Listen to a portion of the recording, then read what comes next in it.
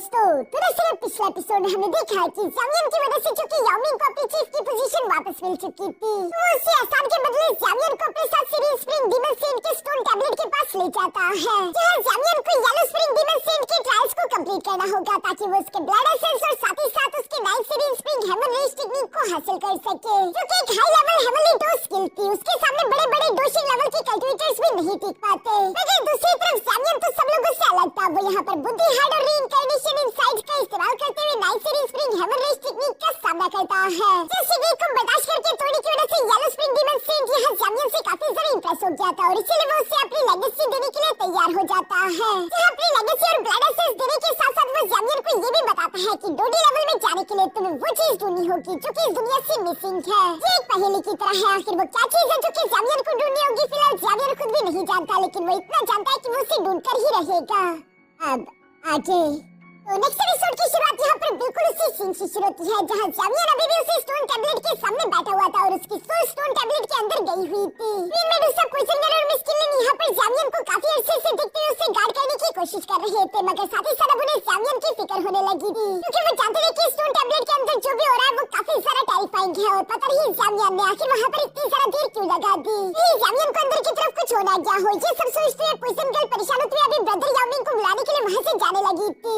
तभी अचानक उस स्टोन टैबलेट में कुछ हलचल होना शुरू हो जाती है, जो देखकर तो ये तीनों रुक गई और तभी अचानक हम देखते हैं कि ज़ावियन की सोल तेजी के साथ निकलते हुए बाहर की तरफ वापस आ गई, जहाँ ज़ावियन बाहर आती लंबी-लंबी सांसें लेने लगा। ये देखकर वो तीनों लड़कियां फौरन से ज़ावियन के पास आती हुई कहती है कि ज़ावियन तुम ठीक तो हो ना, तुम्हें कुछ हुआ तो नहीं, जिस पर ज़ावियन जवाब देते हुए कहता है कि हाँ मैं ठीक हूँ। उस येलो स्प्रिंग डीमन सेंट की रिमेनेंट सोल कुछ ज्यादा ही टेरिफाइंग पावर रखती थी। ये सब सोचते हुए ज़ावियन उसे याद करते हुए कहता है कि सीनियर मैं आपसे वादा करता हूँ कि मैं उस मिसिंग एलिमेंट को ढूंढकर ही रहूंगा, चाहे जो मर्जी हो जाए। यहाँ पर ज़ावियन भी ये सब सोच रहा था कि तभी अचानक वो देखते हैं कि उसके सामने का स्टोन टैबलेट अचानक से गोल्डन कलर का चमकने लगा, जिसके ऊपर वो हाई टायर की हेवनली डोज स्किल बनना शुरू हो जाती है। पहले ये nine series spring heaven rage technique seal थी, लेकिन चूंकि ज़ावियन को येलो स्प्रिंग डीमन सेंट ने एक्सेप्ट कर लिया था तो अब ये टेक्निक कैंसिल हो चुकी है, यानी कि इससे कोई भी सीख सकता है। ज़ावियन के दूसरे ये देखकर काफी जरा खुश दिखाई दे रहे थे। पॉइजन गर्ल तो ज़ावियन से कहती है कि अगर ब्रदर याओमिंग ने ये देखा तो वो तो खुशी से पागल ही हो जाएगा, जिस पर ज़ावियन भी मुस्कुराकर हमें सर हिलाता है। इसके बाद वो अपने दोस्तों से कहता है कि चलो चलकर उसे ढूंढते हैं। ये कहती है अचानक से ज़ावियन ने वहाँ पर एक एंशिएंट ड्रैगन का ऑरा महसूस किया, जो देखकर तो ज़ावियन थोड़ा सा हैरान हो गया था। दूसरी तरफ क्वीन मेडुसा ज़ावियन से सवाल करते हुए पूछती है कि कहीं ये जिया तो नहीं होगी, जिस पर ज़ावियन जवाब देते हुए कहता है कि नहीं, जिया सेकुलेशन में थी और अगर वो सेकुलेशन से बाहर आ भी चुकी हो तो तब भी वो अपने एंशिएंट ड्रैगन क्लैन के जो 4 टुकड़े हो चुके हैं उनके बाकी के 3 आइलैंड्स की मुश्किल से निपट रही होगी, क्योंकि वो तीनों आइलैंड जिया के खिलाफ बगावत कर रही है। कहीं ऐसा ना हो कि जिया किसी मुश्किल में फंस चुकी हो। ज़ावियन ये सब सोचते हुए परेशान हो रहा था, इसलिए वो कहता है कि मुझे देखना होगा कि आखिर वो कौन है जिसका ऑरा मैंने अभी महसूस किया। ये कहती है ज़ावियन अपनी आंखें बंद करके दूर-दूर तक अपने डिवाइन सेंस को फैला देता है ताकि वो देख सके कि आखिर वो एंशिएंट ड्रैगन का ऑरा किसका था, और आंखें बंद करने पर उसे जानने को मिलता है कि वो तो कमांडर किंग है, जो कि 5 स्टार 200 लेवल का कल्टिवेटर था और वो नॉर्थर्न ड्रैगन आइलैंड का मैसेंजर है, क्योंकि नॉर्थर्न ड्रैगन आइलैंड एम्परर की तरफ से यहाँ पर आया हुआ है ताकि वो अंडरवर्ल्ड आईडी में सर्पेंट टाइप के साथ एक अलायंस क्रिएट कर सके। मगर हम देखते हैं कि कमांडर किंग को तो सर्पेंट गार्ड्स ने रोक दिया था और वो उससे कहते हैं कि कौन हो तुम यहाँ से आगे नहीं जा सकते, जिस पर कमांडर किंग जवाब देते हुए कहता है कि मैं नॉर्थर्न ड्रैगन आइलैंड का कमांडर किंग हूँ, मुझे तुम्हारे चीफ याओ ज़ाओटियान ने यहाँ पर बुलवाया है, मैं उनका मेहमान हूँ, इसलिए मुझे यहाँ से आगे जाने दो। जिस पर वो सर्पेंट गार्ड जवाब देते हुए कहते हैं कि अब हमारा लीडर याओ ज़ाओटियान नहीं रहा, बल्कि अब हमारा नया चीफ याओमिंग है और इस वजह से हम तुम्हें आगे नहीं जाने दे सकते। जो सुनकर तो कमांडर किंग को गुस्सा आ गया और वो फौरन से अपना प्रेशर इन सब पर लगाना शुरू कर देता है, जहाँ कमांडर किंग तो उन सब पर भारी पड़ रहा था और वो गार्ड्स भी ये बात समझ गए थे, इसलिए कमांडर किंग उनसे कहता है कि चलो आप खड़े हो जाओ और मुझे रास्ता दिखाते हुए अपने नए चीफ के पास ले जाओ ताकि मैं उनके साथ बात कर सकूं। ये सुनकर वो सर्पेंट गार्ड सब बिल्कुल ऐसे ही करते हैं। दूसरी तरफ ज़ावियन ने भी ये सब देख लिया था और वो अपने दोस्तों से कहता है कि वो जिया या फिर उसके लोग नहीं है, क्योंकि मैंने महसूस किया कि वो नॉर्थर्न ड्रैगन आइलैंड का कोई मैसेंजर है। नॉर्थर्न ड्रैगन आइलैंड जिन्होंने पिछली बार साउथ ड्रैगन आइलैंड और वेस्ट ड्रैगन आइलैंड के साथ मिलकर इस ड्रैगन आइलैंड के खिलाफ साजिश की थी, जो कि जिया का ड्रैगन आइलैंड है और जिया न्यू एंशिएंट ड्रैगन एम्परर है, मगर ये तीनों ड्रैगन आइलैंड वाले खुद राज करना चाहते हैं, इसलिए ये लोग जिया के खिलाफ अभी भी कोई साजिश कर रहे हैं।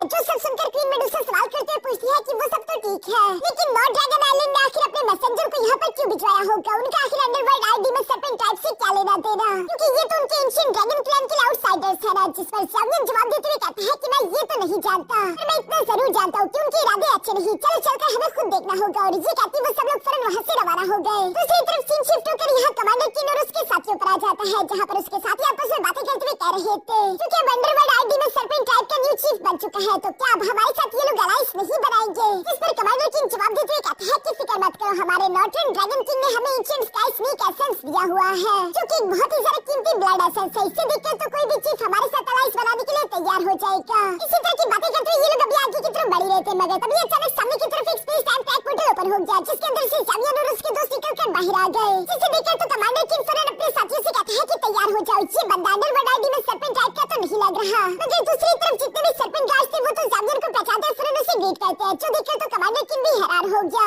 आखिर ये लड़का है कौन? दूसरी तरफ हम देखते हैं कि ज़ावियर उस सरपेंट गार्ड से कहता है कि मुझे सामने से कुछ बातें करनी है, इसलिए तुम यहाँ से जा सकते हो। जो सुनकर वो सरपेंट गार्ड ज़ावियर की बात मानते हुए फरन वहाँ से चले गए। पीछे की तरफ कमांडर किंग को तो कुछ भी समझ नहीं आ रहा था कि आखिर ये इंसानी लड़का यहाँ पर क्या कर रहा है। अभी अचानक ज़ावियर उससे सवाल करते हुए पूछता है कि तुम नॉर्थर्न ड्रैगन आइलैंड से हो ना, आखिर तुम यहाँ पर क्या कर रहे हो? जो सुनकर तो कमांडर किंग थोड़ा और भी ज्यादा सरप्राइज हो गया था और वो अपने मन में कहने लगा कि इस इंसानी लड़की को हमारे नॉर्थर्न ड्रैगन आइलैंड के बारे में मालूम है, आखिर ये है कौन? पर चाहे जो मर्जी हो, इसलिए वो ज़ावियर को जवाब देते हुए कहता है कि लड़के, ये सब सवाल करने का तुम्हें कोई हक नहीं, इसलिए हमारे रास्ते से हट जाओ। मगर दूसरी तरफ ज़ावियर दोबारा सवाल करते हुए पूछता है कि मुझे ये बताओ कि तुम्हें नॉर्थर्न ड्रैगन किंग ने यहाँ पर क्यों भेजा है? आखिर अंडरवर्ल्ड आईडी में सरपेंट टाइप से तुम्हें क्या चाहिए? इस पर कमांडर किंग तो एरोगेंट बनते हुए कहता है कि बच्चे, इस बात से तुम्हारा कोई लेना देना नहीं, इसलिए बीच में टांग मत अड़ाओ। मगर ये सब सुनकर अब ज़ावियर को भी गुस्सा आ रहा था, इसलिए वो कहता है कि आखिरी मौका देता हूँ, मुझे बताओ कि आखिर इस ड्रैगन आइलैंड के साथ तुम लोगों ने क्या किया? इस पर तो हम देखते हैं कि कमांडर किंग फिर से अपनी पावर्स एक्टिवेट करते हुए कहता है कि बच्चे, चाहे तुम जो मर्जी हो, लेकिन तुम मुझसे इस तरह के सवाल जवाब नहीं कर सकते और मैं तुम्हें किसी भी सवाल का जवाब नहीं दूंगा। तुम जानते नहीं कि तुम्हारे सामने कितनी महान हस्ती खड़ी है। अभी वो ये सब कह ही रहा था, तभी अचानक हम देखते हैं कि ज़ावियर तो फिर से टेलीपोर्ट करते हुए कमांडर किंग के सामने आ गया था, जहाँ पर वो उल्टे हाथ का एक जोरदार झापड़ फिर से कमांडर किंग के मुंह पर दे मारता है, जिससे कमांडर किंग को तो काफी ज्यादा गुस्सा आ गया था और वो गुस्सा होते कहता है कि आखिर तुम्हारी इतनी हिम्मत कैसे हुई कि इंसान मेरे जैसे कमांडर पर कैसे हमला कर सकता है? अभी वो ये कह रहा था कि तभी अचानक ज़ावियर ने दूसरी तरफ से उसे दोबारा जोर से झापड़ दे मारा था। सिर्फ इन दो थप्पड़ों से ज़ावियर उसका पूरा की पूरा मुंह सुजा देता है, जिसकी वजह से अब कमांडर किंग को भी एहसास हो गया था कि ये लड़का कोई मामूली इंसान नहीं बल्कि ये काफी ज्यादा ताकतवर है। मगर वो यहाँ पर अपने सोल्जर्स के सामने खुद की बेइज्जती भी नहीं करवा सकता था, इसलिए हम देखते हैं कि वो गुस्से में आते हुए कहता है कि मैं तुम्हारे टुकड़े टुकड़े कर दूंगा। ये कहते हुए फौरन से अपने पंचेस को तैयार करके ज़ावियर पर हमला करने की कोशिश करता है, मगर ज़ावियर उसके पंचेस को डॉज कर रहा था, जहाँ पर हम देखते हैं कि उसके पंचेस काफी ज्यादा खतरनाक थे, जहाँ पर हर एक पंच स्पेस में एक बहुत बड़ी दरार बना रहा है। मगर ज़ावियर के लिए तो उसका सामना करना बच्चों का खेल था, जहाँ पर हम देखते हैं कि ज़ावियर 2 उंगलियों का इस्तेमाल करते हुए लगातार उसके मेडिनियंस पॉइंट पर हिट करते हुए उनमें गोल्डन एनर्जी को भर रहा था, जहाँ वो उस कमांडर किंग को पीछे की तरफ हटा देता है। दूसरी तरफ कमांडर किंग दोबारा से जब ज़ावियर पर पंच करने के लिए आगे की तरफ बढ़ने वाला था, तभी अचानक हम देखते हैं कि ज़ावियर मुस्कुराते हुए एक चुटकी मार देता है। इस चुटकी को बजाते ही अचानक से हम देखते हैं कि यहाँ कमांडर किंग की बॉडी के अंदर से काफी खतरनाक गोल्डन एनर्जी अनलीश हुई और वो बुरी तरीके से इंजर्ड हो चुका था। ये सब देखकर तो कमांडर किंग को अपनी आंखों पर यकीन नहीं आ रहा। दूसरी तरफ ज़ावियर एक बार फिर से कहता है कि मैं तुमसे आखिरी बार सवाल करता हूँ और मेरे सवालों का सही सही जवाब देना, इस बार मेरे सब्र का इम्तिहान मत लेना। जो सुनकर कमांडर किंग भी घबराते हुए कहता है कि जैसा तुम कहो। इसके बाद वो ज़ावियर को बताना शुरू कर देता है कि एंशिएंट ड्रैगन क्लैन के अंदर सिविल वार शुरू हो चुकी है, जहाँ north south west dragon island ने हाथ मिला लिया है ताकि वो इस ड्रैगन आइलैंड के खिलाफ लड़ सके, क्योंकि अकेले अकेले तो हम लोग इस ड्रैगन आइलैंड के न्यू एंशिएंट ड्रैगन एम्परर को नहीं हरा सकते।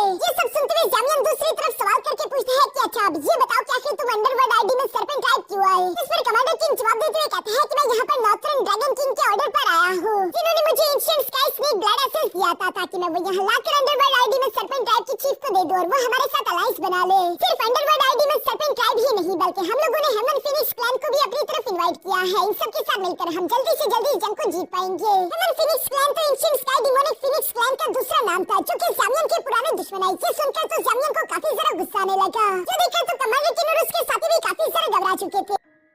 दूसरी तरफ ज़ावियर गुस्सा होते हुए कह रहा था कि एंशिएंट वर्ल्ड ड्रैगन क्लैन बहुत ही ज्यादा ताकतवर और ऑनरेबल क्लैन था, जो कि कभी आउटसाइडर्स की मदद नहीं लेता था, लेकिन आज के दिन देखो तुम लोग क्या कर रहे हो। तुम लोगों के सबसे बड़े दुश्मन ही ancient sky demonic phoenix clan वाले थे, लेकिन देखो तुम लोगों ने उनके साथ भी हाथ मिला लिया था कि तुम सिर्फ अपने एंशिएंट ड्रैगन एम्परर को गिरा सको। ये सब सुनकर दूसरी तरफ कमांडर किंग ज़ावियर को बताता है कि ऑलरेडी नॉर्थर्न साउथर्न और वेस्टर्न ड्रैगन आइलैंड वालों ने अपनी आर्मी को ईस्टर्न ड्रैगन आइलैंड पर हमला करने के लिए भिजवा दिया है, क्योंकि ancient sky demonic phoenix clan से भी कई सारे एक्सपर्ट वहाँ पर ऑलरेडी आ चुके हैं। यानी कि इस ड्रैगन आइलैंड तो वैसे भी नहीं बच सकता, तो इसलिए मुझे लगता है कि तुम्हें भी हमारा साथ देना चाहिए। मैंने खुद देख लिया है कि तुम कितने सारा ताकतवर हो, अगर तुम भी हमारी मदद करते हो तो मैं यकीन के साथ कह सकता हूँ कि नॉर्थर्न ड्रैगन आइलैंड की किंग्स एक बहुत ही सारा अजीज मेहमान की तरह ट्रीट करेंगे। जो सब सुनकर ज़ावियर हंसते हुए कहता है कि अजीज मेहमान, तुम चाहते हो कि मैं उन लोगों की रिस्पेक्ट अपने ले लूं जो कि खुद के लोगों की सगे नहीं हो सकते? तुम लोग अपने ही लोगों से गद्दारी कर रहे हो। ये कहते ही ज़ावियर फौरन से वहाँ पर पाइथन गार्ड्स को समन कर लेता है जिन्हें जामियन ने ऑर्डर किया कि इन्हें उठाकर यहाँ से बाहर फेंक दो। जो सुनकर वो पाइथन गार्ड्स बिल्कुल ऐसे कहते हैं। वो कमांडर किन और उसके साथियों को पकड़कर वहाँ से घसीटते हुए लेकर जाना शुरू हो गए, जहाँ पर कमांडर किन कह रहा था कि तुम ये अच्छा नहीं कर रहे, तुम इस तरह से हमारे नॉर्थर्न ड्रैगन आइलैंड को बदनाम नहीं कर सकते। अगर तुमने हमें इस तरह से बदनाम किया तो इसका बदला तुमसे जरूर लिया जाएगा।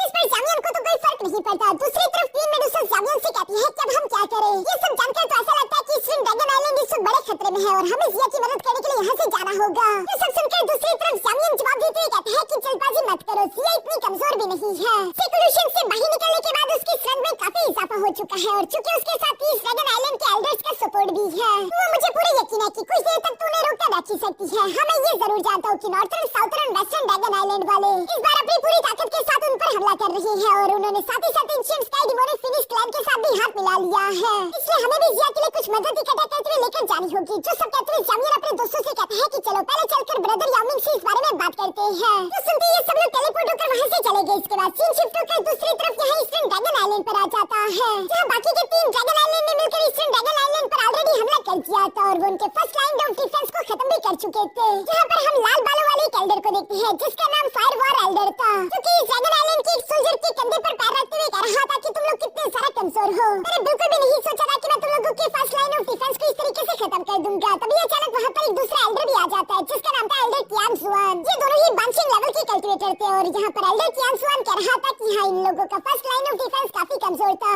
लेकिन मैं तो इस छोटी बच्ची को देखकर हैरान हूँ कि इतनी कम उम्र में भी ये इतनी ज्यादा ताकतवर है और हम इसके बनाए हुए डिफेंस बैरियर को तोड़कर आगे नहीं बढ़ पा रहे, जिससे अकेले सबको हमसे बचा कर रखा हुआ है। आखिर हम इसका क्या करें। इस पर वो रेड बालों वाला एल्डर जवाब देते हुए कहता है कि फिक्र मत करो, एक बार हमारे ancient sky demonic finish clan के साथ भी यहाँ पर आ जाए, उसके बाद इस बच्ची को हमारे लिए हराना सारा मुश्किल नहीं होगा और हमें यहाँ पर जंग की सूरत हाल दिखाई जाती है। जिसके बाद सीन शिफ्ट होकर वापस यहाँ ब्रदर याओमिंग के पैलेस में आ गया, जहाँ ब्रदर याओमिंग एक अच्छे लीडर की तरह अपने क्लैन के मामलों को संभाल रहा था और वो अपने एल्डर्स से कहता है कि यहाँ आसपास जितने भी छोटे पाइथन क्लैंस हैं उन्हें रीयूनाइट करो, आपस में एक दूसरे के साथ कनेक्शंस को मजबूत कराओ और सारे के सारे छोटे पाइथन क्लैन को हमारे सामने झुकना चाहिए ताकि हम लोग इकट्ठा होकर मजबूत हो सके। ये लोग इसी तरह से बातें कर रहे थे, तभी अचानक जामियन अपने दोस्तों के साथ वहाँ पर आ गया, जो देखकर ब्रदर याओमिंग काफी खुश हो गया और वो अपने एल्डर से कहता है कि ठीक है, अब तुम लोग जा सकते हो, जैसे मैंने कहा है बिल्कुल वैसे ही करना। साथ ही सर्व खुश होते हुए फिर से जामियन के पास आते हुए कह रहा था कि जामियन, तुम तो इतनी जल्दी उस स्टोन टैबलेट से बाहर आ गए, मुझे लगा था कि अभी तुम्हें थोड़ा और वक्त लगेगा और मैं तुम्हारे पास आने वाला था, लेकिन क्लैन के मामलों की वजह से मैं यहाँ पर फंस कर रह गया। वैसे तुम ठीक तो हो ना, तुम्हें कुछ हुआ तो नहीं। जिस पर जामियन जवाब देते हुए कहता है कि आपका मेरे लिए फिक्र करने का बहुत शुक्रिया, लेकिन मैं बिल्कुल ठीक हूँ। जो सुनकर ब्रदर याओमिंग तो काफी ज्यादा सरप्राइज हो गया था। वो जामियन को बताता है कि जब मैं स्टोन टैबलेट से बाहर आया था तो मुझे रिकवर करने में कई महीने लग गए थे, लेकिन तुम तो वाकई में ठीक लग रहे हो। दूसरी तरफ जामियन यहाँ पर ब्रदर याओमिंग को बताता है कि हाँ, डीमन सेंट सीनियर काफी ज्यादा ताकतवर थे, मैंने उन्हें बस किस्मत से बड़ी मुश्किल के साथ हरा दिया। ये सुनकर तो ब्रदर याओमिंग हैरान होते हुए कहता है कि क्या तुमने उन्हें हरा दिया। इसका मतलब, जिस पर जामियन मुस्कुराकर जवाब देते हुए कहता है कि हाँ, इसका मतलब कि मुझे सीनियर की लेगेसी और साथ ही साथ उनका ब्लड एसेंस मिल चुका है। अब आप भी बिना किसी मुश्किल के उस series spring heaven rage technique को सीख सकते हो, क्योंकि मैंने उस स्टोन टैबलेट पर उस टेक्निक को अनलॉक कर दिया है। तो सब सुनकर तो ब्रदर याओमिंग को जामियन से जेलसी हो रही थी। वो कहता है कि मैं ऑलरेडी 2 स्टार डोशिंग लेवल पर पहुंच चुका हूँ, लेकिन अभी मुझे नहीं लगता कि मैं इतना ज्यादा ताकतवर हूँ कि मैं 9 सीरीन हेवन रेज टेक्निक को ट्रेन कर सकूं। ये सब करते हुए अचानक से याओमिंग को याद आया। वो फिर से जामियन के पास आकर उसे मस्का मारते हुए कहता है कि जामियन, मैं तो डीमन सेंट के ब्लड एसेंस में मिल चुका होगा ना, तो अगर तुम मुझे उसका एक छोटा सा हिस्सा दे दो तो मेरे लिए काफी अच्छा होगा, मैं तुमसे ज्यादा नहीं लूंगा।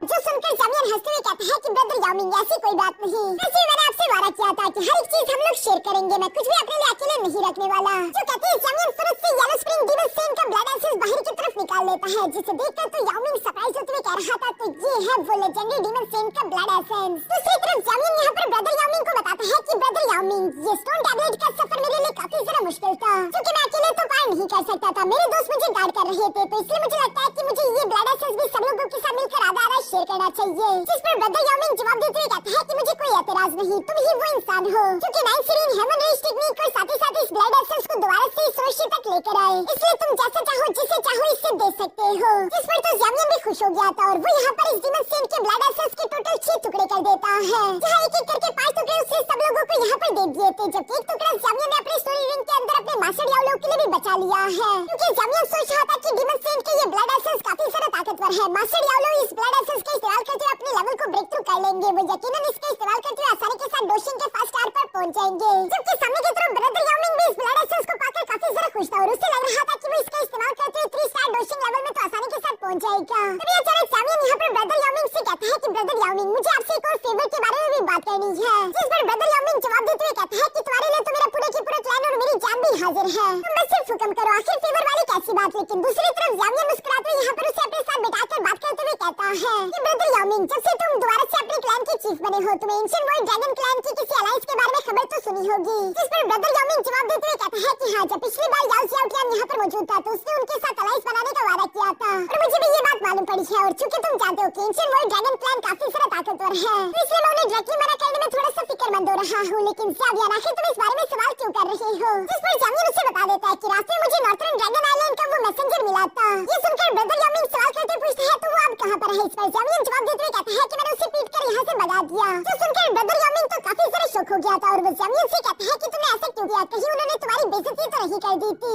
जिस पर ज़ावियन जवाब देते हुए कहता है कि नहीं, ऐसी कोई बात नहीं है। असल में असली बात तो यह है कि इस ड्रैगन आइलैंड के पास एक नई ड्रैगन एंशिएंट एम्परर है जो कि इस ड्रैगन आइलैंड में पैदा हुई और वो चाहती है कि वो अपने एंशिएंट वर्ल्ड ड्रैगन क्लैन को दोबारा से आसमान की बुलंदियों तक लेकर जाए। लेकिन बाकी के 3 ड्रैगन आइलैंड तो राज करने की लालच में अंधे हो चुके हैं और वो किसी भी हाल में उस नए ड्रैगन एम्परर को अपने रास्ते से हटाना चाहते हैं। जिसके लिए उन 3 ड्रैगन आइलैंड्स ने मिलकर इस ड्रैगन आइलैंड के खिलाफ जंग छेड़ दी है और इवन कि वो लोग तो इस हद तक गिर चुके हैं कि उन्होंने अपने एंशिएंट वर्ल्ड ड्रैगन क्लैन के arch enemies ancient sky demonic Phoenix tribe के साथ भी हाथ मिला लिया है, जो कि एक बहुत बड़ी गद्दारी है। इस वजह से एंशिएंट वर्ल्ड क्लैन का फ्यूचर खतरे में आ जाएगा। ये सब सुनकर तो यहाँ ब्रदर यामिंग को भी काफी सारा गुस्सा आ गया था और वो गुस्से से कहता है कि ये लोग कितने सारा गिरे हुए हैं, इन्होंने अपनों के खिलाफ ही बगावत करते हुए अपने ही दुश्मनों से हाथ मिला लिया। मैं भी इस तरह की सिचुएशन से गुजर चुका हूँ। मैं जानता हूँ कि जब अपनी ही गद्दारी करते हैं तो कितना दुख और दर्द होता है। मगर ये सब कहते हुए अचानक से ब्रदर यामिंग यहाँ पर ज़ावियन से भी सवाल करते हुए पूछता है कि वैसे ये तो एंशिएंट वर्ल्ड ड्रैगन क्लैन का अपना मामला है ना, तो आखिर ज़ावियन तुम उनके बीच में इंटरफियर क्यों कर रहे हो? जिस पर ज़ावियन जवाब देते हुए कहता है कि मैं इस ड्रैगन आइलैंड के उस न्यू एंशिएंट ड्रैगन एम्परर को अच्छे से जानता हूँ। वो और मैं लाइफ एंड डेथ सिचुएशन से कई बार गुजरे हैं। वो मेरी एक बहुत ही सारा अच्छी दोस्त है। सिर्फ उसके लिए मैं इन तीनों ड्रैगन आइलैंड से नहीं बल्कि अगर उसके खिलाफ पूरा की पूरा हेवन भी आ जाए तो तब भी मैं हार नहीं मानूंगा और उसके साथ खड़े रहकर आखिरी दम तक फाइट करूंगा। जो सुनकर ज़ावियन के दोस्त तो काफी खुश हो गए थे। दूसरी तरफ ज़ावियन यहाँ ब्रदर यामिंग से कहता है कि मैं बस सिर्फ आपसे एक ही रिक्वेस्ट करता हूँ और वो ये है कि मैं चाहता हूँ कि आपका अंडरवर्ल्ड आइडीमन सर्पेंट ट्राइब इस जंग में हिस्सा ना ले। जो सुनकर तो ब्रदर यामिंग यहाँ पर ज़ावियन से कहता है कि तुमने आखिर ये मुझसे क्या मांग लिया? मैं ऐसा कैसे कर सकता हूँ कि मेरा अंडरवर्ल्ड आइडीमन सर्पेंट ट्राइब इस जंग में हिस्सा ना ले? ये सुनकर तो सब लोग ही शॉक हो गए, जबकि ज़ावियन को भी अपने कानों पर यकीन नहीं आ रहा था। तभी अचानक ब्रदर यामिंग पीछे की तरफ पलटते हुए कहता है अगर मैं इस जंग में हिस्सा नहीं लूंगा तो मैं नए ड्रैगन एम्परर की मदद कैसे करूंगा? वैसे मेरे दोस्त के दोस्त भी मेरे दोस्त हैं, यानी कि अंडरवर्ल्ड आइडीमन सर्पेंट ट्राइब भी इस याग का साथ देगा। जो सुनकर तो ज़ावियन काफी सारा खुश हो गया था और वो कहता है कि ये तो जबरदस्त है। दूसरी तरफ ब्रदर यामिंग सवाल करके पूछता है कि अच्छा ये बताओ फिर हम लोग वहाँ के लिए कब रवाना होंगे? जिस पर ज़ावियन जवाब देते हुए कहता है कि हम जल्दी वहाँ के लिए रवाना होंगे और रास्ते में हम लोग ancient sky demonic Phoenix tribe के एक्सपर्ट्स को भी इंटरसेप्ट करेंगे ताकि हम उन्हें रोक सके। मगर वहाँ जाने से पहले ये कहते हुए ज़ावियन यहाँ क्वीन मेडुसा की तरफ देखकर कहता है कि एक और जरूरी काम है जो कि हमें 9 सीरीज स्प्रिंग के अंदर पूरा करना है, जिसके लिए ब्रदर यामिंग ने ज़ावियन को इजाजत दे दी थी। इसके बाद सीन शिफ्ट होकर दूसरी तरफ 9 सीरीज स्प्रिंग पर आ जाता है जहाँ पर ज़ावियन क्वीन मेडुसा को लेकर आ चुका था ताकि वो वहाँ पर अपनी कल्टीवेशन करके खुद को इवॉल्व कर सके। जहाँ पूछने पर ज़ावियन क्वीन मेडुसा से कह रहा था कि ये पानी काफी ज्यादा ठंडा और खतरनाक है, इसलिए अपना ख्याल रखना। जिस पर क्वीन मेडुसा जवाब देते हुए कहती है कि फिक्र मत करो, मेरा 7 कलर हेवनली स्वेलिंग पाइथन असल में कोल्ड नेचर का है और ये जगह मेरी इवोल्यूशन के लिए बिल्कुल परफेक्ट होगी। जो सब कहते हुए क्वीन मेडुसा धीरे धीरे से सामने की तरफ जाने लगी थी। तभी अचानक ज़ावियन उसे आवाज देते हुए रोककर कहता है कि काइलिन। ये सुनकर जब क्वीन मेडुसा रुकी तो ज़ावियन फौरन से उसके पास आकर यहाँ पे पास से वो ग्रेट रिटर्न पिल को बाहर की तरफ निकालकर क्वीन मेडुसा के सामने कर देता है जो कि एक 9 ग्रेड की पिल थी और ज़ावियन क्वीन मेडुसा से कहने लगा कि अगर तुम इस पिल का इस्तेमाल करोगी तो ये तुम्हारे चांसेस स्कोर भी सारे इंक्रीज कर देगा बानशिंग लेवल में प्रमोट होने के। जो सुनकर क्वीन मेडुसा यहाँ पर ज़ावियन से वो पिल ले लेती है, साथ ही साथ वो मुस्कुराते हुए ज़ावियन का शुक्रिया अदा करती है। जिसके बाद वो दोबारा से आगे की तरफ बढ़ने लगी। पीछे की तरफ से ज़ावियन यहाँ पर क्वीन मेडुसा से कहता है कि काइलिन मैं नहीं जानता कि तुम्हारी इस एवोल्यूशन में कितना समय लगेगा, अगर मुझे बीच में एंशिएंट वर्ल्ड ड्रैगन क्लैन जाना पड़ा तो मैं चला जाऊंगा और मैं ब्रदर यामिंग के गार्ड्स को यहाँ पर छोड़ दूंगा ताकि वो तुम्हें प्रोटेक्ट कर सके। इस पर क्वीन मेडुसा ज़ावियन को जवाब देते हुए कहती है कि ज़िया की सिचुएशन को मैं तुम पर छोड़ती हूँ, सब संभाल लेना और याद रखना ज़ावियन तुम्हारी जिंदगी सिर्फ मेरी है, तुम्हें जिंदा ही लौटकर वापस आना होगा। मगर इस बार ये सब वो प्यार से कह रही थी। तो सब कहती है क्वीन मेडुसा फौरन से 7 कलर हेवनली स्वेलिंग पाइथन में ट्रांसफॉर्म हो जाती है। जहाँ ट्रांसफॉर्म होने के बाद वो फौरन से 9 सीरीज स्प्रिंग की गहराई की तरफ बढ़ने लगी जहाँ ज़ावियन भी उसे देखते हुए कह रहा था कि तुम भी अपना ख्याल रखना। और यहाँ इसी सीन के साथ हमारा ये एपिसोड यहीं पर खत्म हो जाता है।